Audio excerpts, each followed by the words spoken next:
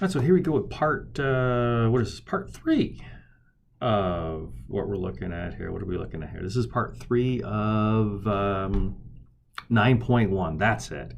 We're doing some descriptive statistics. That's the fancy way of saying what we're doing. We're doing some displaying of data. We took a look in the first 2 parts at making graphs and tables out of it. That is the idea of a frequency distribution or a frequency histogram or any other types of graphs we looked at.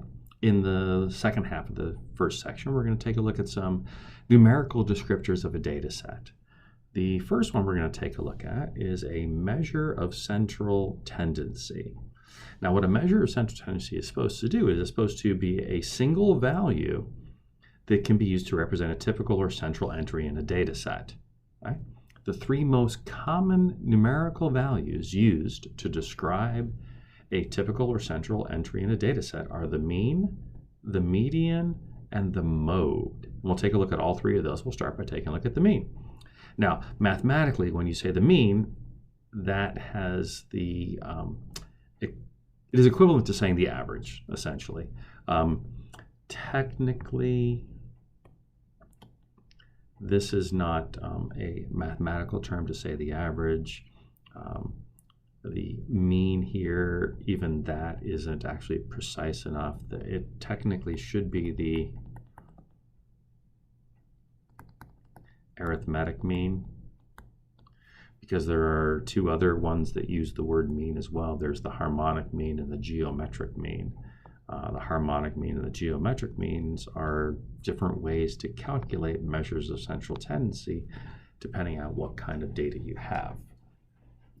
But we're just going to use the word mean, and our mean is going to find the average. It is the sum of all the data entries divided by the number of data entries.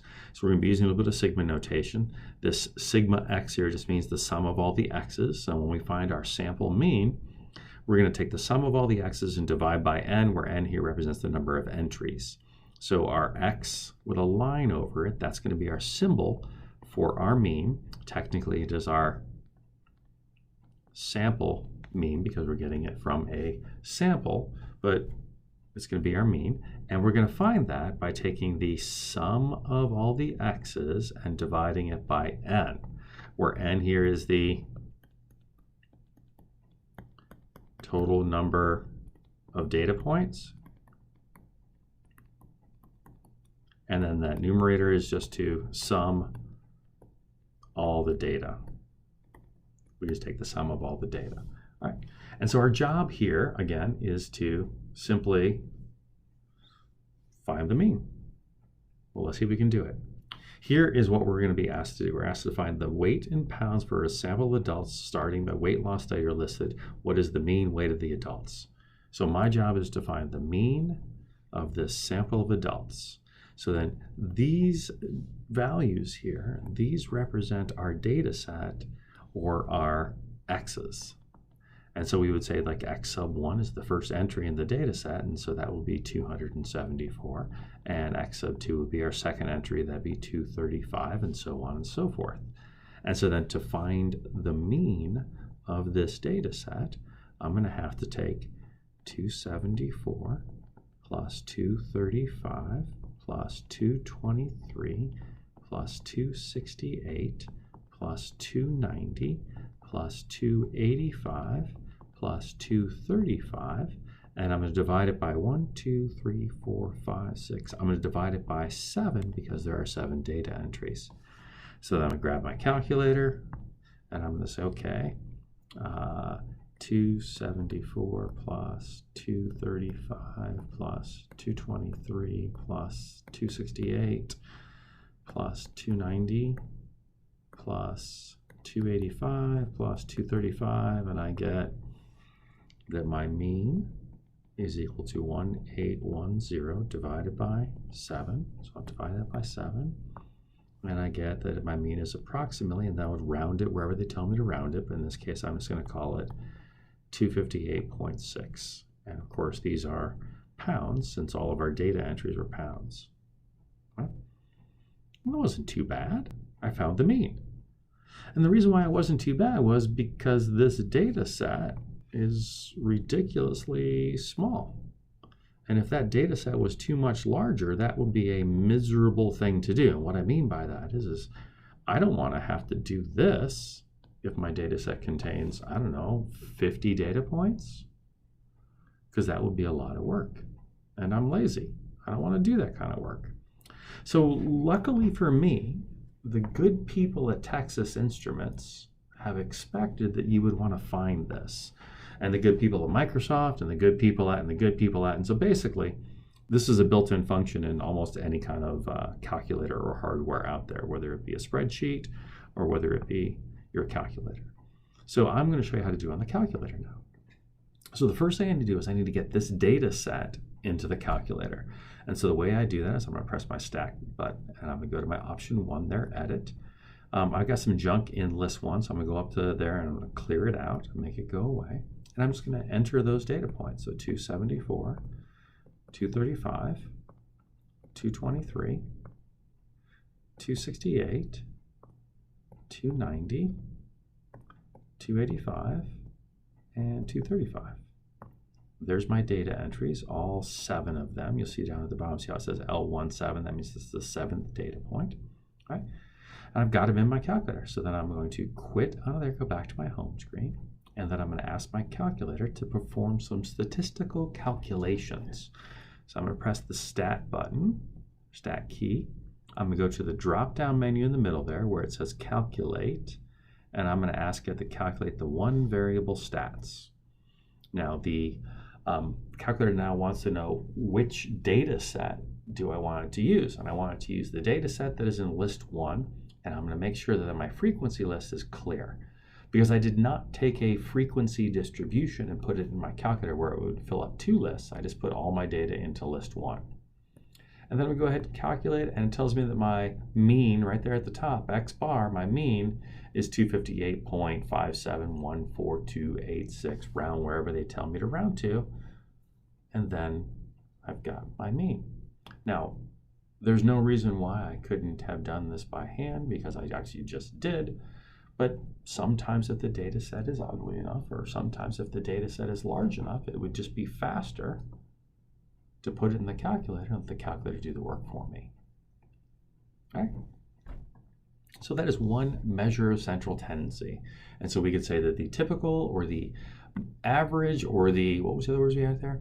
Oh yeah, the central entry in our data set is about 258.6. Right? The median is a different way to describe the center of the data set. The median is the value that lies in the middle when the data set is ordered. Right? It measures the center of an ordered data set by dividing it into 2 equal size parts. Right? If the data set has an odd number of data entries, then the median is literally the middle data entry. If it has an even number of entries, then the median is the mean of the 2 middle data entries. We'll take a look at that here in a second. Right? Our job is to find the median of the data set for the weights. Okay? So first things first, this data set is not in order. It needs to be an ordered data set to find the median. So the first thing I'm going to do is I'm going to order it. My smallest data point is 223, followed by a 235, followed by another 235, followed by a 268, followed by a 274, and then a 285, and then lastly a 290. All right? And now I'm going to find the middle data entry. There's my middle. So this value right here, 268, would be my median, right? There's an alternate way to find it. You notice that I just kind of walked in from the ends, crossing off until I found the middle. Another way to find it is the median is in the n+1 divided by 2 position. So if we have 7 data points, 7 plus 1 divided by 2, 7 plus 1 is 8, divided by 2 is 4. I'm looking for the 4th data entry. 1, 2, 3, 4. There's my median. Right? Now the median, what the median does is it tells me that half of the data set is smaller and half of the data set is larger. So half the data is smaller than 268 and half the data is larger than 268. And so if you look at what we're doing here, we've got 3 data points below the median and we've got 3 data points above the median. Now this one wasn't too bad because we had an odd number of data points, but what do you do if you have an even number of data points? So let me get rid of some of this stuff, right? Let's see if I can make this happen without losing my numbers here. I lost my 35, right? Suppose that this one wasn't there. And so now I have not 7 data points, I have 6 data points. And so if I try to find the middle and I cross out from the ends, there is no middle, right? The middle is actually in there somewhere. And so then the formula would say that your median is then going to be that 235 plus the 268 and then divide that by 2. Right? So I'd grab my calculator and I'd say 235 plus 268, divide that by 2, and we get 251.5. And then that would be my median. Right? Now I know what you're thinking. Right? You're thinking, but that number was there, 290 was there, so our median is 268. I don't need to do that. And you're right, if you have an odd number of data points, it works out nicely. But if you have an even number, it takes a little bit extra. And then probably somebody out there was thinking, when you put all that data into your calculator, can't this find it? Can't this find the median? And if you look over there on the left, see that down arrow? That means there's more. So if we scroll down, you will see that it indeed did find the median right there as 268. And there's your median. Okay. So I can do it by hand, or I can check the data in the calculator and let the good people at TI do the work for me. Okay. I love letting the calculator do the work because I'm lazy and I like that.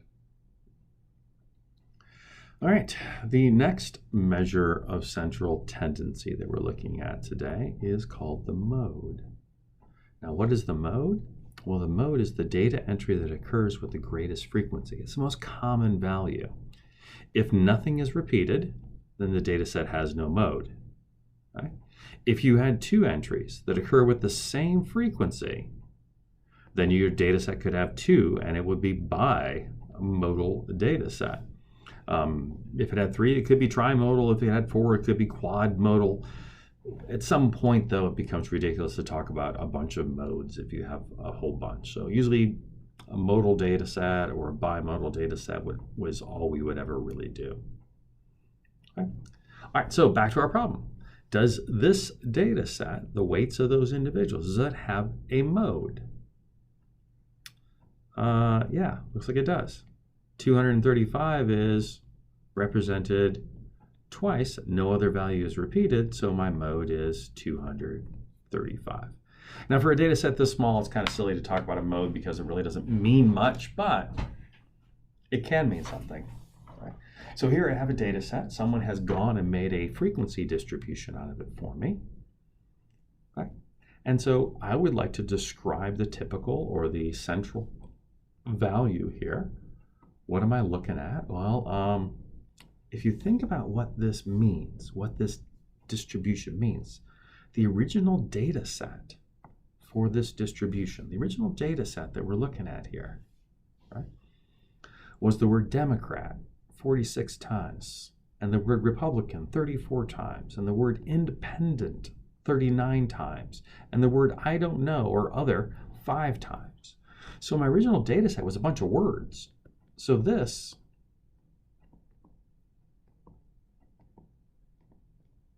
makes no sense because I can't add up my data and divide by how many I got, because what's Democrat plus Republican? Like, nothing about that makes sense. And if I can't make sense out of it, then how do I figure it out? Right? So what I need to do is I need to come up with a way to describe this. Well, mean doesn't work. How about median? Can I find the median? Well, the median doesn't make any sense here either, because how do I list these from smallest to largest? I mean, I know which one's the least frequent, know which one's the most frequent. I can do that. But what I can't do is list the original data set like we did here from smallest to largest, because what's smaller, Democrat or Republican? What's smaller, Republican or Independent? I can't do that. In fact, the only thing that I can do with this data set, the only measure of central tendency that I can talk about here is the mode, because I can look at this and say, okay, what word would have showed up the most? And so it looks like Democrat would be my mode, because it is the class with the greatest frequency. Okay? There are certain times when the mean makes sense to use. There are certain times when the median makes sense to use, and there are certain times when the mode makes sense to use. Okay? All three measures have purpose. All three measures have a reason to care about them. Right? They all do the same thing, or they all attempt to do the same thing. They all attempt to describe a typical entry in the data set. Right? Now, an advantage to using the mean is it's reliable because it takes into account every entry in the data set. A disadvantage to using the mean is it is greatly affected by outliers. An outlier is a data entry that is far from the other entries in the data set. Here's what I mean by that. If I take a look at this table right here, and suppose that this table is my new data set, which measure of central tendency do you think describes the data set the best? Would it be the mean that describes this the best? Would it be the median that describes this the best? Or would it be the mode that describes this data set the best? So what I'm going to do is I'm going to calculate each of these to begin with, and then we'll figure it out from there. Now, to do the mean and the median, I'm going to need to take that data set and put it in my calculator. So I'm bringing up my calculator, stat, edit. I don't need these data points anymore, so I'll scroll up until L1 is highlighted, press clear, and then press enter, and it's all gone. And then I'll type them in. I got a 20, followed by a 20, followed by a 20, followed by a 20, followed by a 20, followed by a 20, followed by a 20. 1, 2, 3, 4, 5, 6. Actually, that one right there should be the 21. That's my 7th data entry. And then I got a 21, a 21, a 21, and then a 22, and then a 22, and then a 22, and then a 23, and then a 23, and then a 23. So that's 1, 2, 3. I need 1, 2, 3. I need 4 23s, and then a 24, and a 24, and then a 65. And our 65 here is our 20th data point. Okay? 1, 2, 3, 4, 5, 6, 7, 14, 15, 16, 17, 18, 19, 20. Looks good. I got 20 data points. And now stat, over to calculate, one variable stats from list 1, and I'll calculate those, and I get a mean of 23.75.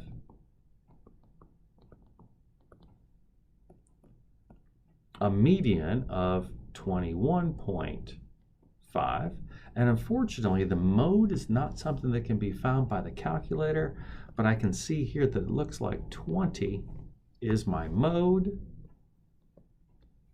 Okay. So now my question becomes, which of those is the best descriptor of a typical entry in that data point? Well, we'll start at the top. Do you think 23.75 is a good descriptor? Now, you may have noticed that this data is in order, and 23.75 would be somewhere between 23 and 24. I don't think that describes the typical or the middle or anything. Right? And the reason being is that's a mean, and a disadvantage of the mean is it's greatly affected by outliers. And what's that? Well, that is an outlier. And so the question is, what did that do? Well, it is an outlier on the high end, and outliers on the high end drag the mean up and actually make that calculation of the mean bigger than it really should be to describe the center or the middle or the typical entry in this data set. And so to make this thing work, I can't have outliers. I don't want outliers. So I need to not use a tool that will, let's see, what's the word I'm looking for here? Be affected by, that's it. Be affected by outliers. Right? So what I want to do is I want to not use this one as my measure of center. How about the median? Well, the median says that half the class is below 21.5 years old.